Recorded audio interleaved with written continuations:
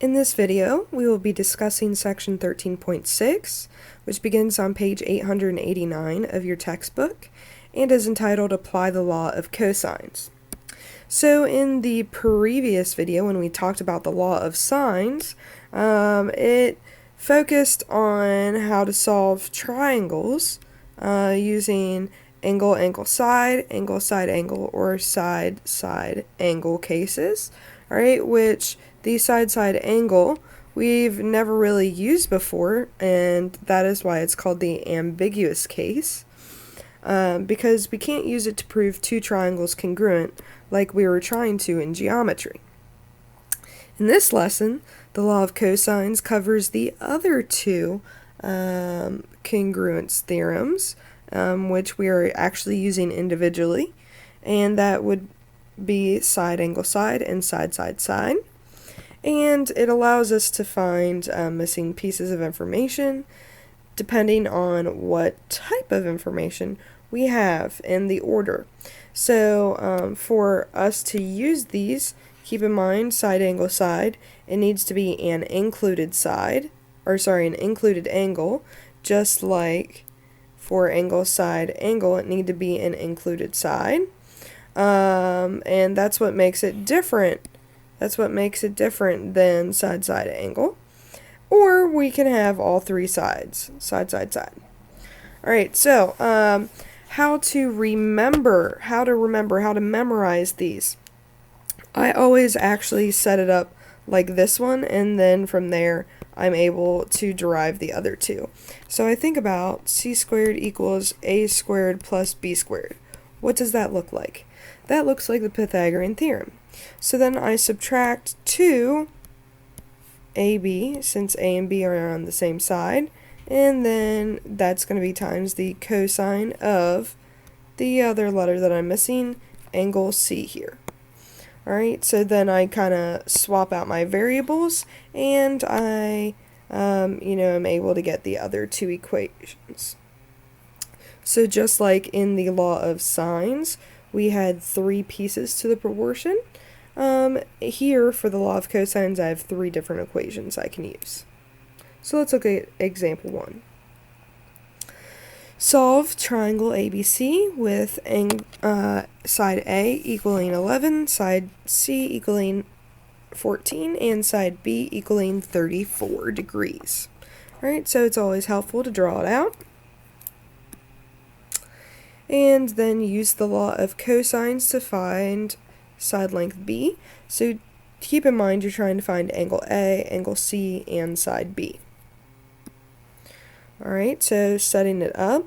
If you want side B, that's your missing side, you're going to use this equation that has B over by itself, isolated. Alright, then you substitute in those values, and typing it all in one quick line, hopefully you're able to.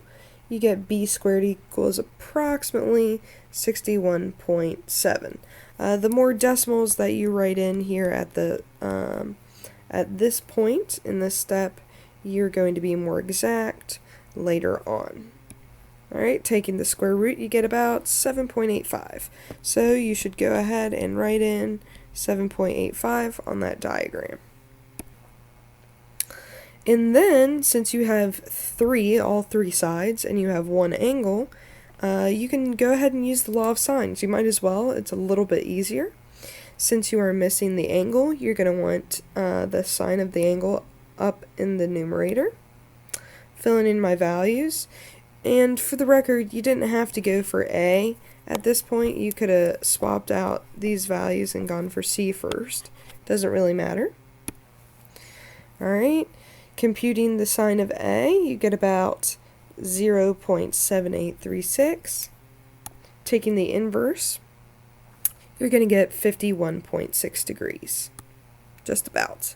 So then, we can easy peasy find our third angle here by subtracting those two angles from 180 and get 94.4 degrees for angle C.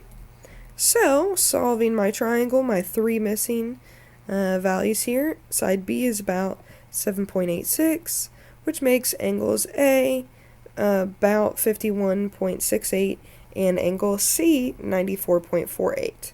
Now I do want you to keep in mind that if you had rounded the very first value that you would solve for, if you had rounded it a little bit differently at a different point, that's going to change these values here. It's not going to change it too incredibly much. It's not like it's going to make this 103, but it is going to have an effect on the decimals.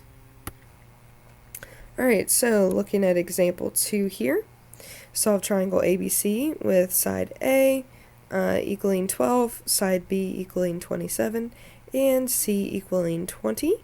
So here is the side example.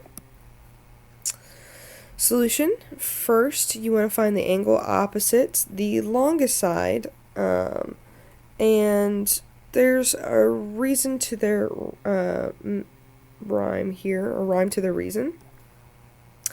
So, using that, side B here is the longest side, so we want to have the equation that has b squared isolated. Filling in my values here, I can then compute these for the cosine of b, and this should actually be a subtraction sign. Alright, so we want to go ahead and subtract these two terms, and then I am going to end up dividing by -2 times 12 times 20 for cosine of b. And I'm going to get a negative value. That should be negative again, sorry, minus the quantity. And I get negative 0.3854. Alright, so I have the inverse function, and that's going to give me, so inverse cosine, I get about 112.7 degrees. Alright, which confirms that this triangle is obtuse. So then I can go ahead and use the law of cosines, since I have all three sides and I now have one angle. And substituting in those values, multiplying the side by 12, taking the inverse sine, I get 24.2 degrees for angle A. And then I take that away from 180 degrees, which that one is cut off. Alright, and I get 43.1 degrees. So in triangle ABC, I get my three angles, which they are all approximate yet again, and if you had rounded at a different spot, your decimals might be a little different.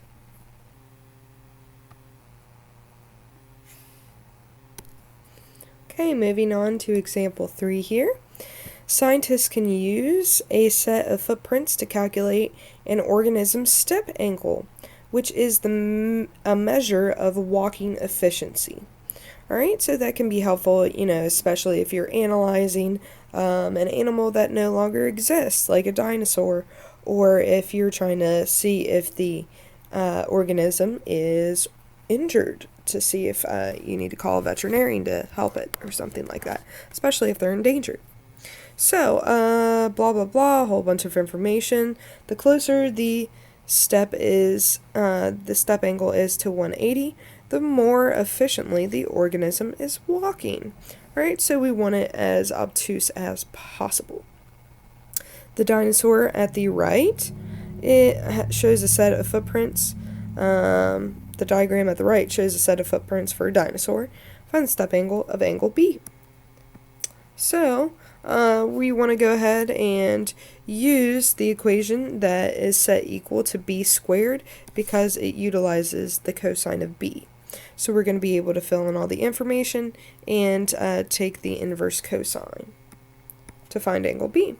So filling in all of my values here for the three different sides, making sure that the correct sides are in the correct places.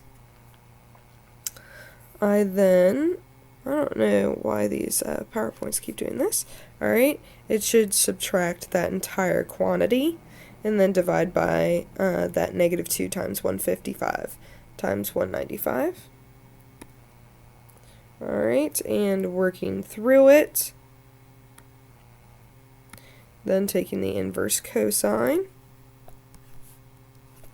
you get about 127.3 degrees for that angle B. Alright, so it's not really any more challenging than the problems without words, so please do keep that in mind. Word problems are not that scary. It actually has less steps because we don't have to solve the full triangle. So here's some guided practice. If you pause the video, wait a couple of seconds, some solutions will pop up on the screen. Try to do these by yourself and see if your solutions match up. So this is the side angle side case.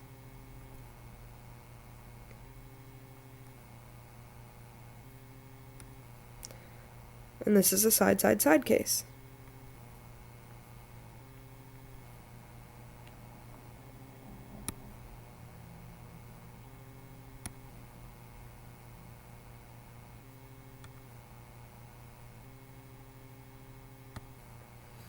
Alright, so moving on to Heron's area formula, the law of cosines can be used to establish the following formula. It is credited to the Greek mathematician Heron, which he lived around 100 Anno Domini. Alright, Heron's formula, the area of a triangle. So, in the last section we had the area of a triangle utilizing the sine. And here we have this formula for the area of a triangle. So we've got two pieces here that we need, and that is S, which equals 1/2 the sum of all three sides. It's called the semi-perimeter, or the half perimeter. So perimeter, perimeter, you add up all the sides, and then you chop it in half, semi-perimeter. And then I use that semi-perimeter in order to find, let me change my colors here, in order to find the area.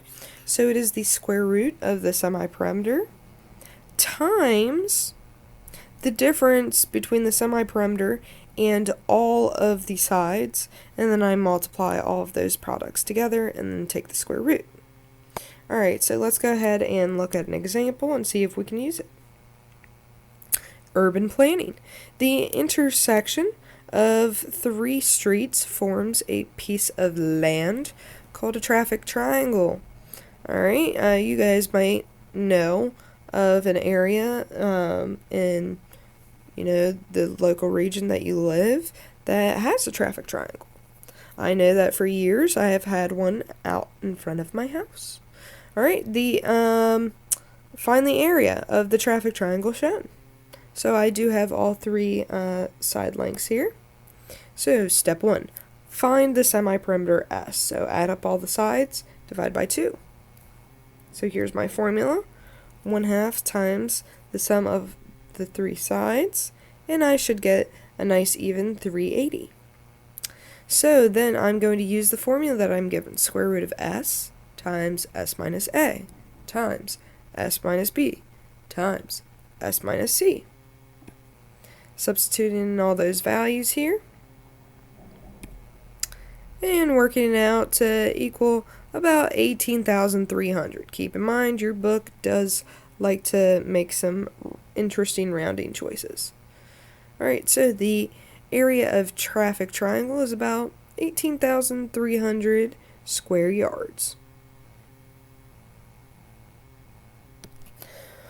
Which, if you had actually typed it into your calculator, you should have gotten something like this. Alright, so a little bit different. They're just rounding to the nearest hundredth, or 100 square feet, or square yards.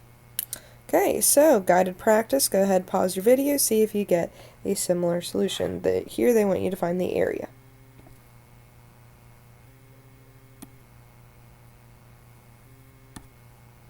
Guide practice 5.